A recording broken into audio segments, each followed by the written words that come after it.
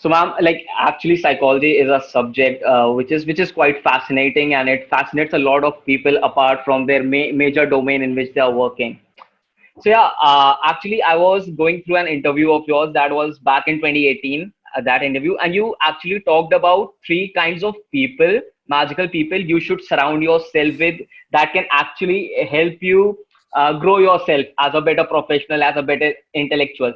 So I would just like you to focus on those three kinds of people, and like what actually is their importance if we like surround ourselves with them. So yeah. Sure. Oh, that's really funny concept. I invented it for myself. And so essentially, I believe that you need three types of people: one that really annoys you, one Yeah. that really inspires you, and one essentially that is empathic or supports you. And that kind of came from my journey. That I always had someone like um, really annoying next to me. You know, someone who you really want to beat, like an enemy. It could be your classmate, it could be someone at work, that's the colleague Definitely. that is slightly better than you, and you kind of really hate them and you want to be better, and that pushes you to be Yeah. better. But There's kind that of not coming desire from to the, cross their limits exactly. and overperform them. Absolutely. Yeah. And then you also usually get someone that really inspires you, and it doesn't need to be someone you know personally. I had like David Carson was my massive inspiration when I was growing up, and I was just looking at his work and looking at his books and magazines, and I was like, this is amazing, I want to be like David Carson. He's surfing around the world, he seemed like he has such a great lifestyle.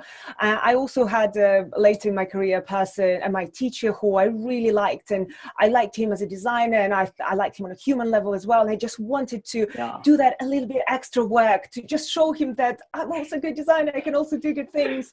So exactly.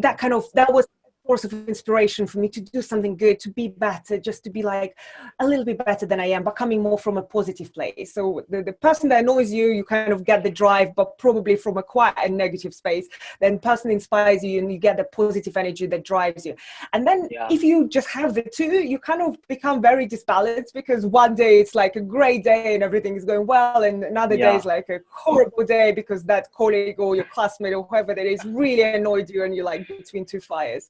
So I'm very lucky to have my sister in my life, who is oh, my that's great. constant support and my everything. And whenever I had that kind of trouble between the two, I would always call her and say, you know, what's happening right now is just this annoying person is really annoying, or I'm like so inspired by this person, I can't sleep anymore, I have so many ideas and I just want to do more. And she Yeah, would always like listen to me and just like, oh really, that sounds amazing, or that sounds horrible. And it's just knowing that there is someone there who will listen yeah, to you was a massive difference. So I would suggest exactly. everyone listening, find those three people in your life. It could be your family, could be your friends, could be someone else, but I found it very helpful.